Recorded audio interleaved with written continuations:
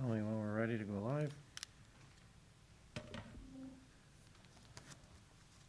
Okay, good afternoon. Thank you for joining us here today. Sorry for a little delay, technical glitch. But we have some important information to share with regards to you regarding COVID-19 update for November 24th. I want to thank Jen from Deaf Access Services for joining us here today to provide the American Sign Language. I don't really have good news, unfortunately. Yesterday was a record setter.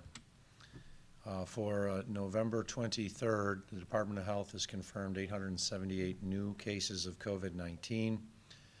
That's 4,693 total cases over the past 7 days.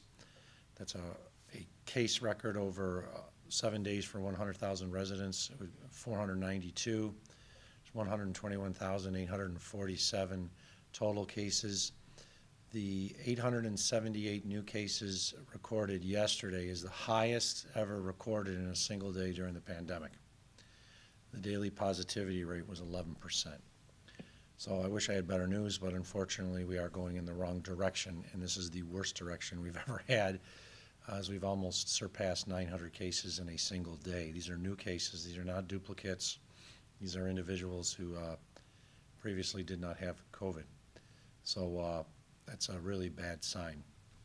I wanted to show a couple graphs to kind of give you a better idea in a graph form of where we are. This is the COVID-19 cases per day from March 2020 to November 22nd. Does not include yesterday's. But you can see there's basically 4 spikes. We're in the 4th spike. And once this chart is updated on our COVID dashboard, it'll record the 878 cases from yesterday, and it'll show it as the highest line on this graph. So you can clearly see the increase we've been dealing with, but the big spike we've seen over the last 2 weeks. Now this is looking at the positivity report and then a 7-day rolling average of the positivity report. And you'll see the spikes on the positivity report and the 7-day rolling average. Once this is updated for November 23rd, it'll show a positivity report actually over this 10 level, but at 11 for the 1 day. And it's just, once again, another example of the rapid increase in cases and the rapid increase of positivity report in the last month. Same goes for cases over the past 7 days per 100,000 residents from March of 2021 to November 22nd. You can see the line and how it's dramatically increased, and of course this will continue to go up based on the newest cases that we've seen. All these graphs can be found on our Erie County dashboard, the COVID-19 dashboard, which is available on our webpage, erie.gov, and also through the Department of Health's webpage. So you can get all this information on our dashboard, which is pretty much bad news all around. More bad news. COVID-19 cases per zip code for the week ending of November 20th, this past Saturday. The case rates per 100,000 persons are the highest we've seen to date, highest recorded to date for a 1-week period. If these rates continue or get worse, we may not be able to control the further spread without significant other action being taken. And I want to point you to the highest numbers on this report. During the past week that ended Saturday in the town of North Collins, there were 44 cases. Doesn't sound like a whole lot, but based on its population, it's more than 1 out of every 100 residents who had a new case of COVID last week alone. Some family units I've heard, whole families have caught COVID. I talked to the supervisor, John Tobia, yesterday. He was pretty down. He knows what the numbers are. And he even said there were a couple funerals in North Collins recently from people who unfortunately perished. These are just the last week alone. This is just a 7-day period. My hometown of Lackawanna, almost 700 rate for 7 days at 100 persons. Hamburg in the Lakeview section, Grand Island, Elma, Derby. Every zip code and corresponding community you see on the screen has a case rate of 450 or greater. There's no part of Erie County that hasn't been touched by COVID in its latest incarnation with the Delta variant. But these communities here are just in really bad shape. Remember not that long ago, a few months ago, when we were worried about hitting 100 or 200 on the scale, and here we are 400, 500, 600, nearly 700. In North Collins, 1,300.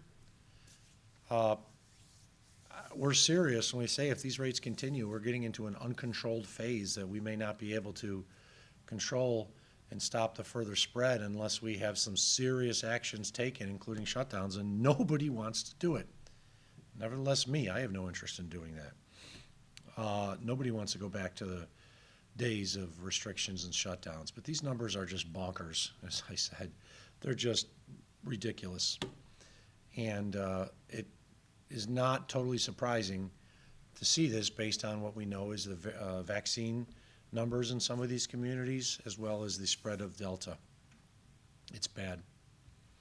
Hospitalizations, unfortunately, there was about a 10% increase in hospitalizations from the 21st to the 22nd, and in a 2-week period, it's increased by 62%. As of the 22nd, there were 284 COVID-19 patients. Hospitals have been able to add beds, staffed beds, but they're still at or near capacity, 90% total, 86% for ICU. Once again, on the bottom, you see a lot of deaths on that lowest bar chart.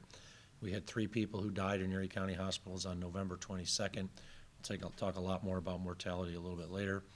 But I do want to offer my deepest condolences to all who've lost a loved one from COVID-19. It's a terrible virus. It's cost over 2,000 lives in Erie County, and it's taking more people every day, including those who should not die, but are because they're not vaccinated. Just another look at the hospitalization based on the chart going back to the original day of the pandemic.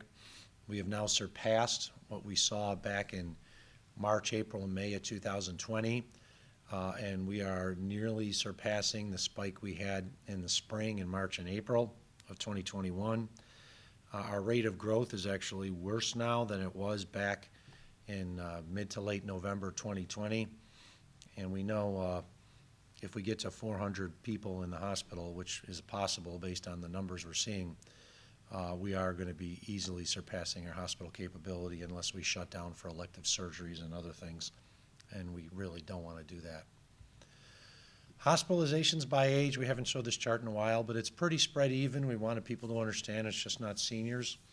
On the November 22nd, there were 6 people aged 0 to 19 in hospital, but then after that, in the age groups, it's fairly spread even, with the largest age category with the most people in the hospital on November 22nd being the 55 to 64-year-old age category with 62 people.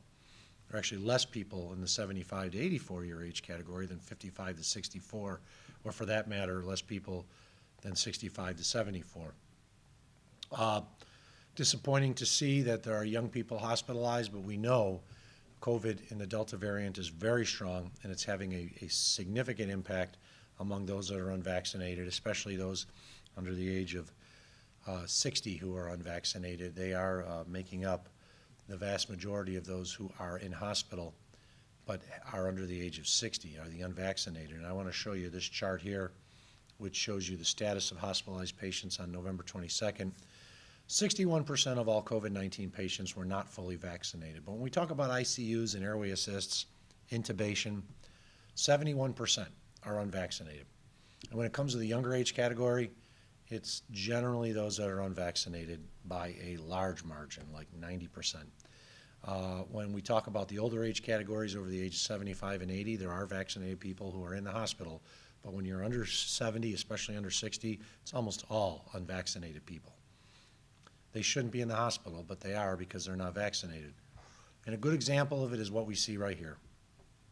These are, I wanted to do it a different way so people just saw it. This is the percentage of adults 18 and older who are vaccinated in Erie County by 1 dose and complete vaccination. On the left side of the screen, you see vaccinated with 1 dose. 75.2% of Erie County adults, 18 and plus, this is the 2020 population numbers, have a dose, which means 1 out of every 4 Erie County residents, adults, is not vaccinated. 25%, 24.8%. And when we talk about full regimen, those who've completed their vaccine regimen, and this does not include boosters, this is 2 shots from Moderna and Pfizer and 1 shot for the J&J, it drops to 71.1%. So nearly 30% of adults are not protected by having been fully vaccinated. And this is what's driving our problems, is there's 1 out of 4 adults who've not received a single dose of COVID-19, and some of them are very proud that they haven't. Well, they're the ones that are causing this problem because it's really driving the numbers, especially with regards to hospitalizations.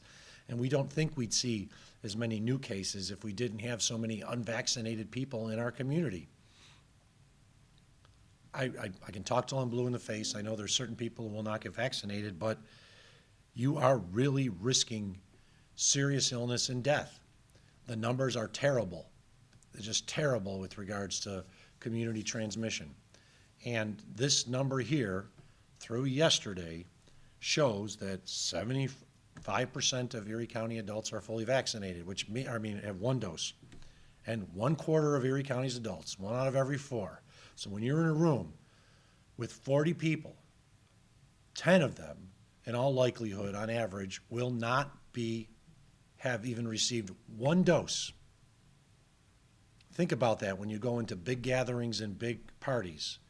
25% of the people, if there's 100 people in the room, 25 of them probably haven't even gotten a single dose. And we're just talking about adults.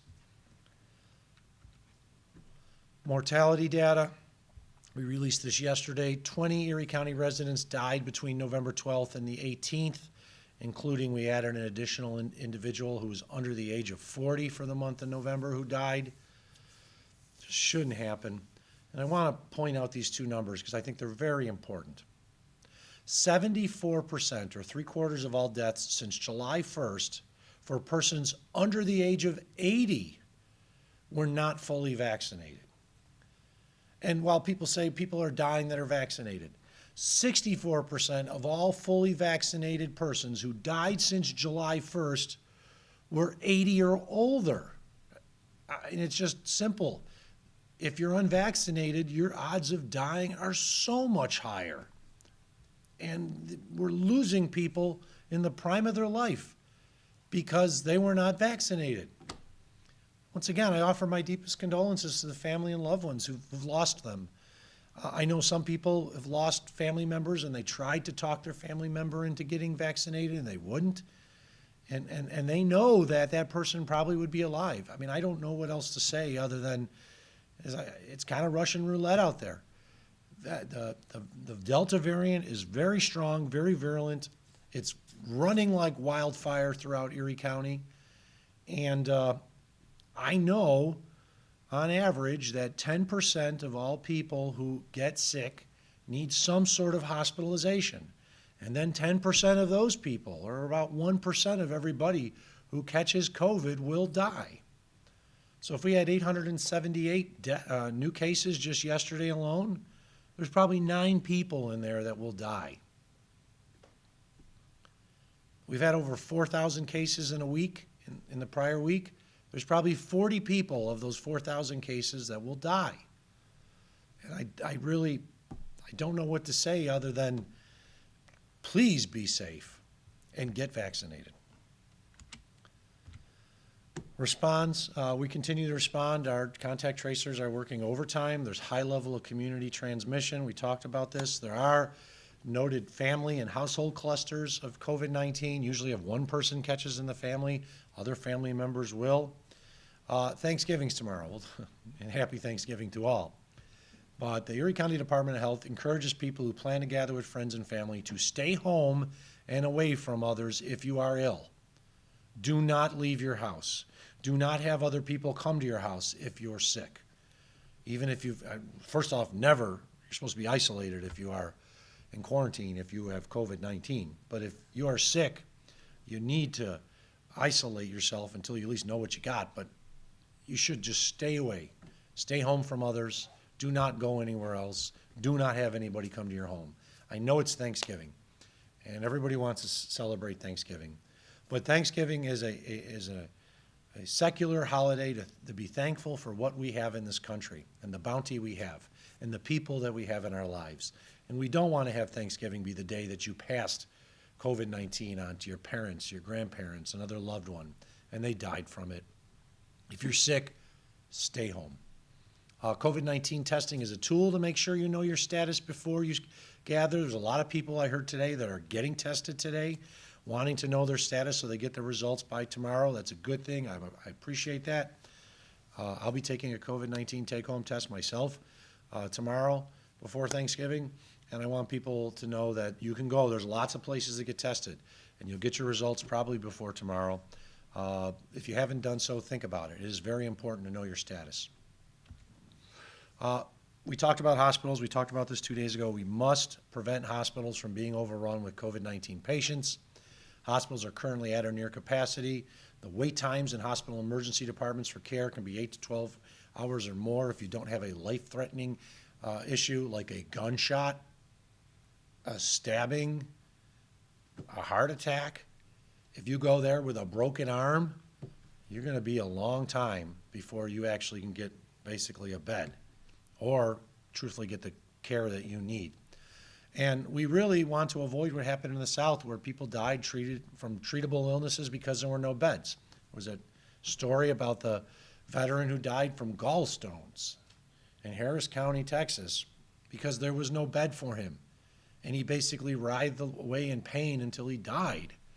I mean, this is just stories that should never happen, but do, and we need to prevent that from happening here. So we have our 4-phased approach to reduce caseloads in hospital patients. Mask mandate for all indoor public locations in Erie County. We'll talk a little bit more all about this. We talked about this on Monday. Vaccine mandate, phase 2, capacity restrictions, phase 3, shutdowns in phase 4 if it gets so bad. If we follow the mask mandate, I don't think we'll get to the vaccine mandate. If we don't, it's coming. I can feel it just based on the numbers of hospitalizations. So please wear a mask. So here's what we got in phase 1. Mask mandate for all indoor public locations in Erie County went into effect yesterday. Masks must be worn by all patrons age 2 and older or medically able to tolerate, and all publicly facing staff. There is no ability to say a religious exemption for masks. So bars, restaurants, groceries, theaters, barbershops, gyms, fitness centers, entertainment venues, hotel, banks, and all other public places. You have to wear a mask, including the staff. I went to a place yesterday, staff was not wearing it, and I told them, you need to wear a mask. And they were like, oh, we thought it was just the people who come in. And I said, no, you need to. And they did. Thankfully, they did. And we need everyone else to follow it. We are going to reassess, of course, on December 13th, though unless the conditions require an earlier implementation. We're not at that point yet because the hospitalizations are still at about 10% available capacity. If we get to 100% capacity or worse, theoretically based on their capacity guidelines, then we would really have to reconsider whether we're moving into phase 2 before December 13th or not, but we're not there yet, and I want people to understand that. Thankfully, the hospitals were able to add a few more staff beds, and they did get a drop of some other patients. I'm hearing some of the hospitals are stopping some of the elective surgeries now, or delaying them. So if you have an elective surgery come up, call your doctor. Phase 2, vaccine mandates for bars, entertainment venues. I've just seen a few other locations that have announced that they are going to implement a vaccine mandate themselves. So I think Allen Street Hardware just announced, Mr. Goodbar did, a few others are, and they can do that. And if you do that, if they have a vaccine mandate in place, you do not have to wear a mask inside the facility. So for those that are doing it, I commend them. It is a smart thing to do, but it is their decision at this point. It is the decision of the bar owner, the restaurant owner, and if they do that, because the transmission rate is much less among individuals who are vaccinated, we think it's a much safer environment. Phase 3, capacity restrictions, in which we'd have to drop to like 50% capacity and the like. Certainly have no interest in doing that. And phase 4 shutdowns. We are seeing some terrible numbers, so we can avoid it. We can avoid it by working together. I want to thank the Seneca Gaming Group for requiring masks at each of their casinos in Western New York and Erie County, Niagara Falls, and Salamanca. It's the right thing to do. You've got people coming from all over the place going to their casinos. So thank you to Seneca Gaming for putting in a mask mandate for the staff as well as your patrons. It was the total right thing to do. And we need to come together as a community to get through this and ensure our local businesses not only survive this wave, but thrive. And we need to do that by wearing a mask. We must take united action to prevent further spread by wearing a mask. We know it is the #1 thing that stops COVID in its tracks. is to wear a mask. And if you have multiple people together with a mask, wearing masks, the chance of spread is very, very low as compared to having no masks on. So we have diagnostic testing. If you are not feeling well, you should get tested. There's lots of places to get tested. You can call Erie County at 716-858-2929, and we offer free testing to our residents. We do offer testing to others, but we do charge for that. If you have health insurance, that normally covers it, but for Erie County residents, it's free. We get PCR molecular tests available in 1 to 3 business days. They're basically running 1 day behind, so if you got a test today, you might get the results actually tomorrow, even if it's Thanksgiving. Appointments are required, 716-858-2929, so please call that for the test. We have vaccine sites. They're still open. We have a schedule at erie.gov/vax. We have dates. Actually, we have dates right now at SUNY Erie South, I think until 4 o'clock. But we also have them on the 26th, 29th, and 30th, and the Hindu Cultural Center on the 30th. Registration is suggested to move your appointment along a lot faster, and walk-ins are welcome, though. In Vax visits, you can call us, 716-858-2929, and you can get vaccinated in your home at no cost. Option for release from quarantine after day 7. Dr. Burstein talked about this. We wanted to go into it again. Quarantine may end after 7 full days following your last exposure, but you have to have had a test done in 48 hours before the end of the planned quarantine. So after 5 days following your last exposure, you get a test. If it's negative and you don't have any symptoms, you can leave quarantine. And there is more information of that on our website at erie.gov/IQ, which means isolation and quarantine. So all the rules associated with that are on our website at erie.gov/IQ. Good news. Very good news to announce is that the Shop 716 program is back, and for 2 days, Black Friday and Small Business Saturday, we are once again doing the buy a $50 Shop 716 gift card and get a bonus $50 gift card free. This can be used at over 7,000 small businesses in Erie County. It's a great deal. It helps support our local businesses, and where else are you going to get a buy one, get one free $50 gift card? So you can buy a gift card for one person, get it for another person, or get the other $50 gift card for you. You get them online, amherst.gov/shop716. This is on Friday and Saturday. If you go there right now, the bonus won't be in effect yet. So do it on Friday and Saturday, and then at many of these locations you can shop online. You can use it for services, you can use it for goods. Let's support our local businesses and do it safely. When you go shopping, wear your mask, get your Shop 716 gift card, and spend, spend, spend. Finally, happy Thanksgiving to all. I truly do wish everyone a happy Thanksgiving. This is not the Thanksgiving we probably thought it was going to be once again, just even a couple months ago. We figured we'd be in much better shape, but we're not. So it is important to all that you be safe and well, and you do it by not going to a location, another family member, a friend's house, if you are sick. If you yourself are sick and you were planning on holding Thanksgiving, don't have people at your house. Make sure it's a happy Thanksgiving by not passing on COVID-19 to someone else. It's bad out there, as we showed. The worst day ever recorded in new cases for COVID-19 in Erie County was yesterday. We don't expect it to get much better in the next few days. We implemented the mask mandate effective as yesterday. We're hoping to see some of the results of that in about a week, because the people who caught COVID and got tested and found their results out in the last 24 hours probably caught it before the mask mandate went into effect. So wear your mask.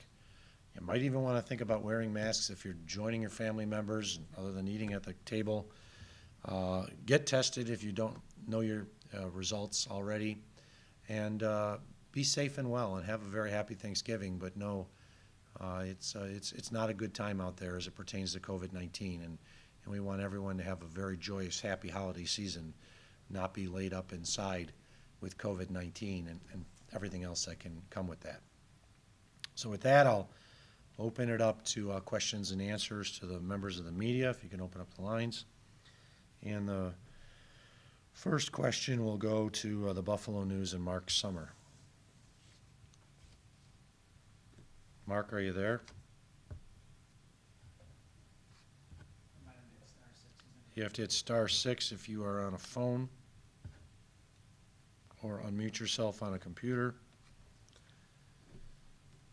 If not, we'll go to Steve Brown at Channel 2. Thank you for the opportunity. I'm kind of curious why the reassessment is taking place on December 13th, given the recent spike. It seems like a long ways away. Our Department of Health thinks we needed about 3 to 4 weeks, and we didn't want to push it to 4 weeks to take a look at the full effect of the mask mandate being implemented. So considering it was implemented on a Tuesday, 3 weeks after that would have been December 13th. And they felt that to really determine if the mask mandate was making an impact. What I've said on Monday and said again today is we will go to phase 2 if we have to sooner. But that's all going to be dependent on hospitalizations. And the hospitalizations really haven't changed much in the last couple of days. They've basically been at 90% capacity. If this time next week they're at 110% capacity, then yes, we might have to consider going to phase 2. Is that the standard, 110% of capacity? No, I know. It's just, it would be an example. We take into account the new cases and the hospitalizations. I don't want people to think that's the exact threshold. I'm also talking with the state about whether or not they're going to pull all elective surgeries from local hospitals, which if they do that, will, of course, create more beds.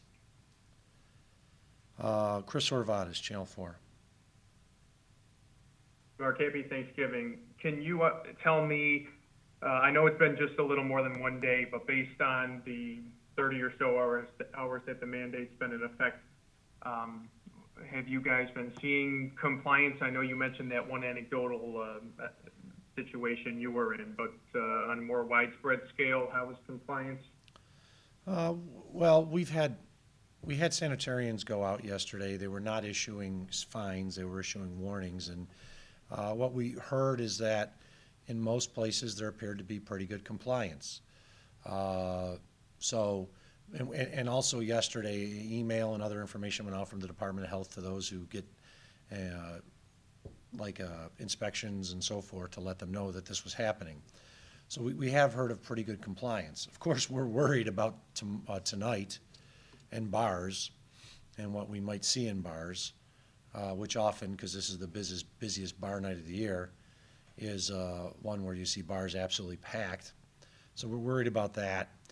And we are concerned about other situations, but what we've heard is in most areas, we had very good compliance so far of staff wearing masks as well as patrons, though we did hear of situations where patrons were refusing to do it. And we'll address that on a case-by-case basis if we get to it. Can you tell me how many warnings were issued yesterday? You said there were warnings issued? I don't know how many off the top of my head. We have to get that from the Department of Health. Okay, we have Channel 7. Hannah Bueller. Yes, hi, thanks for taking my question. In the local emergency order that was handed down this week, the last paragraph gives businesses an out of masking if they go to a full vaccine-only entry for customers, which you have already mentioned here today that some of the businesses locally have already done that. You just said here in the press conference that masks virtually stop COVID-19 in its tracks. So my question is, how does that work then by removing the mask if vaccinated people can still spread the virus? And a lot of people are asking, is the vaccine the end goal of this executive order? We know from experience, including in downstate in New York City, where there is a vaccine mandate at all locations, that it has worked very well of keeping the spread down of COVID-19. We are aware that individuals who are vaccinated have a much lower rate of catching the virus or transmitting it than someone who's unvaccinated. We don't want to penalize locations that go to a vaccination only. We want to promote vaccinations, and so that's why a vax mandate is in place. That's why a vax mandate is in New York City, and it's another recommended by the governor. It's to promote vaccines. It's as simple as that. So we do know that in locations that have the vax mandate, for restaurants, bars, and other types of similar locations, theaters, that they are not seeing the rates of transmission that we are seeing when we have people not wearing masks and everybody open. So it just makes sense to promote vaccines and to let the businesses that take it upon their own accord to have the vaccine mandate in place to enforce it, but also to ensure that it's a safe environment. Now, if we hear of a business that says there's a vax mandate, but they're not checking on it, then we would basically at that point fine them. The businesses that are doing vaccine mandate are contacting our Department of Health, getting confirmation on how they're going about to check the vaccine. And if it appears like it's being done and it's done properly, that's good. We will be checking on those locations too to make certain that they're following through with what they said they would do. So if a location says they're going to have a vaccine mandate, but then they have nobody at the door checking vaccine mandate, then they would be penalized as a result of that and have to go back to wearing masks. But we do know that vaccine mandates work because they work in New York City. And the governor is certainly promoting them across New York State, and we want to promote them as well. But we're not forcing it down the throats of restaurateurs and others at this point. They can do it if they so choose. Spectrum I'm sorry, can I News. just follow up? You had two questions, and I think I answered them both. So Spectrum News now. Anybody on from Spectrum? Olivia Dance, Fox 29. Yeah, thank you, County Executive. I have two questions for you as well. Going along with what you said about businesses implementing a vaccine mandate and therefore not needing masks, I'm curious if masks are still required in the Bills Stadium and KeyBank Center. And then my second question is, what is your response to the county legislator minority caucus to revoke your emergency powers? Thank you. Masks are not required in locations that require a vaccine mandate. It's as simple as that. And that it would include both the football stadium and the hockey arena. That's the case. Now, first off, the legislature, and the second thing regarding the legislature minority's proposal to strip my powers, once again, they don't have the power to do that. I think they've admitted that. I would much rather see the legislators reaching out to say, what can we do to stop the spread than politicizing this. We had the worst day on record of new cases in Erie County. And on average, 85% of those who are testing positive have symptoms, which means they're sick.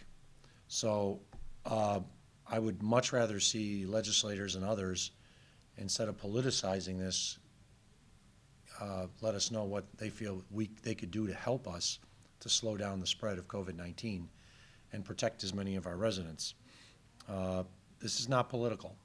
It's not a power grab. It's about protecting the public. And for those who think that I'm interested in doing this, they're crazy. I mean, I've had my life threatened in the past, and the last 36 hours has not been fun in some ways, but I also have had a lot of calls and emails from other people who are saying, you're doing the right thing, keep it going, Mark. So we're going to do what we think is right to protect our public's health and to keep our hospitals from being overrun. And if somebody wants to politicize it, they can, but that's not something I'm going to be looking at. WBFO? Okay. Anybody from WBFO? WBEN? How about Mark Summer Hi, from Mark. the... Pocket. Oh, go Hi, ahead. County Executive. Can you hear me? Yeah, I could go ahead, Mark. Okay. So I know this is a trying situation for you. The last thing you really want to do is have to implement really, really tough mandates. But as you point out, the numbers have never been worse since the pandemic began. How are you going to make, what is going to go into your decision, and how soon might that decision be that you are going to have stricter mandates coming down the pike? Well, we've got no time set saying here's the date other than December 13th. That's the day in which we would definitely revisit it. We're going to look at it every day, of course. But if we get to a situation that's very bad, that I'm going to talk over with business leaders and others in the community about whether they think it's appropriate to move into that next phase. The decision, as it pertains to the executive order, and the phases will be made in concert with many other people. It's not going to be made just by me sitting at my desk. We're going to get the information from the Department of Health. We're going to get the information from our Department of Homeland Security and Emergency Services. We're going to get information from the hospitals. We're going to get information and feedback from the business leaders. So I don't want anybody to think there's any one particular day. We said we would revisit on December 13th, and we will. The primary driving factor is going to be hospitalizations. We cannot let our hospitals get overrun. It's as simple as that. If our hospitals get overrun, that means if someone has a heart attack, they could be waiting a few hours to basically get the service they need. If someone's got kidney stones, they don't want to be sitting waiting. They want to have service right away. Gallstones, broken arm, broken leg. We can't get in a situation where we're basically saying we're triaging people to the effect of your illness is not life-threatening to the point that we need to take care of you right now. We'll get to you in 12 hours. We can't be in that situation, and we're getting pretty close to it right now.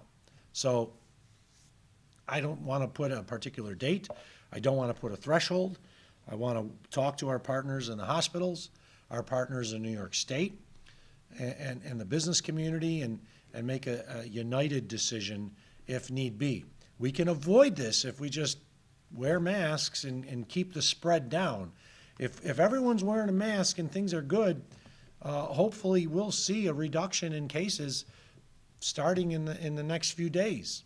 If not, then especially with Thanksgiving, we could see a continuation for some time. And I just want people to understand it's in their hands. It really is in the public's hands. If we act appropriately, if you get vaccinated, and remember, 1 out of 4 Erie County adults has not even received 1 dose. To the other 25%, get vaccinated, wear a mask, regardless of your vaccination status when you're in public, and hopefully we'll get through this. Tom Puckett, WBEN. Did you leave, Tom? Still there, Tom?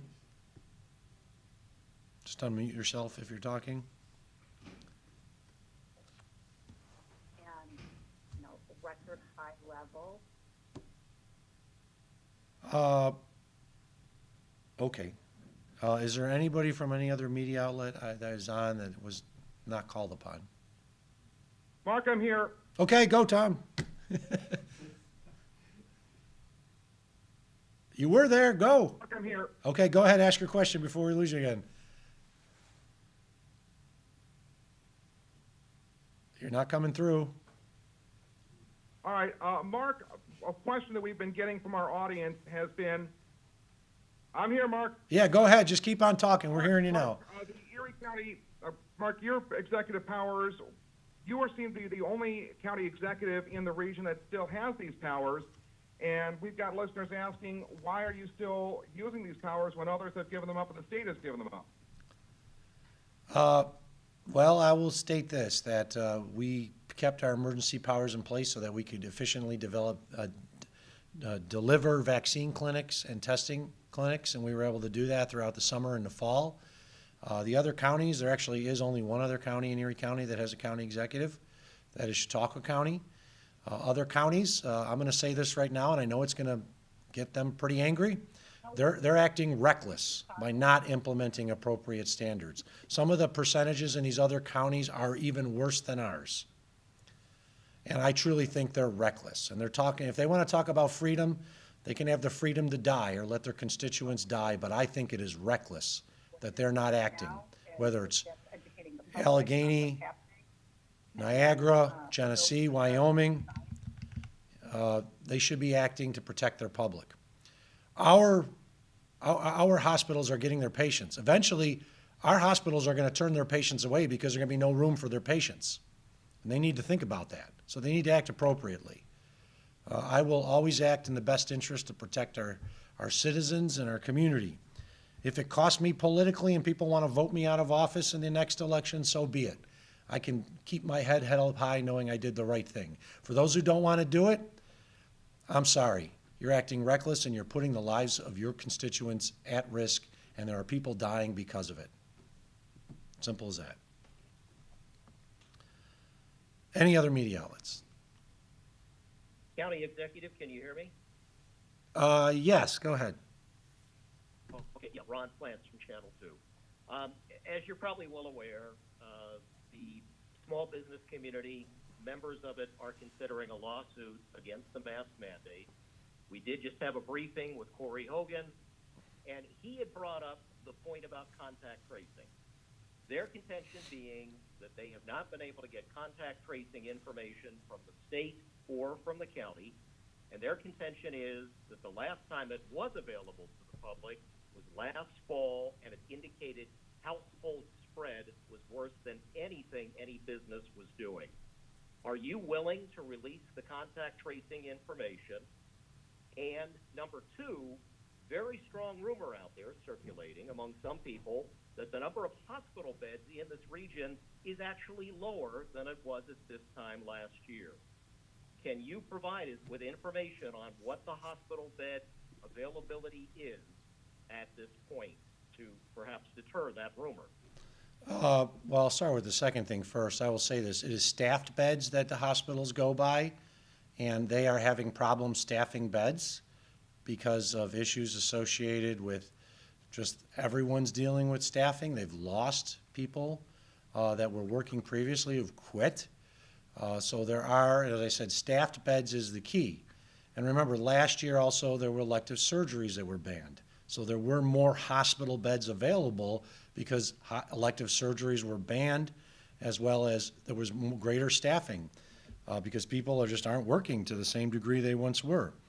I don't know the exact number compared to last year, but I do know as a staffed bed number, it varies on a daily basis, but there were more beds available because elective surgeries were prohibited and there was greater staffing in a lot of these institutions.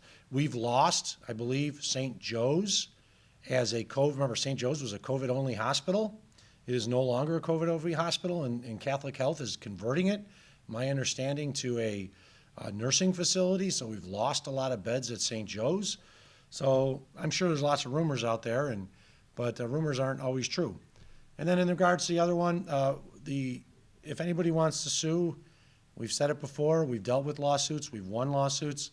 The contact tracing information that I've been told by our Department of Health epidemiological staff is showing transmission everywhere. It is in households. They've seen cases they believe are associated with restaurants. They've seen cases associated with bars. They've seen cases associated with other locations, workplaces, schools. It is impossible to say somebody caught it at a particular location. It is impossible to say that. I guess the closest you could do is a household, where if you had 5 members of the household and they all were sick, you would assume someone caught it outside of the household and then the rest of the household caught it in the home. But it is impossible to say this is the exact location. And unfortunately, that's what some of the people who criticize our actions are feeling, is that they're doing it because because they can't get definitive proof that someone got an illness in a location. It's impossible. I would note to those that are considering any type of lawsuit, New York City recently had a significant lawsuit against it for the vaccine mandate, and it was defeated. The lawsuit was defeated. The vaccine mandate survived judicial scrutiny by a New York State Supreme Court judge and I believe appellate court. So if somebody's willing to bring a lawsuit, they're going to have to pay for it out of their own money, of course, but they should know that recent decisions in New York State indicate that these mandates are still valid. Vaccine mandate is valid, and we do it to protect the public. So can you release the contact tracing information so this is out in the public and maybe take away that feeling? Well, the ones who can release it would be the Department of Health, and that is often very confusing because people will say, well, where's the specifics associated with a restaurant or a bar? And we don't do that. We don't release the specifics associated with 1 or 2 locations.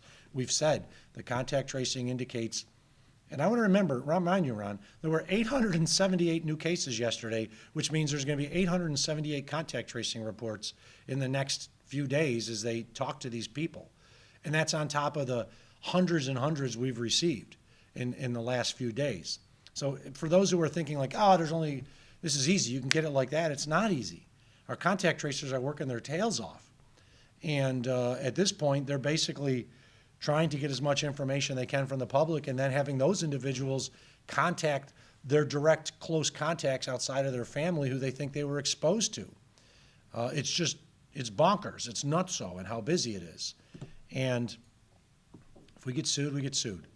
I've said it before, I'll say it again. This is part of our country. You have the right to sue someone, and you also have the right to lose a lawsuit in court.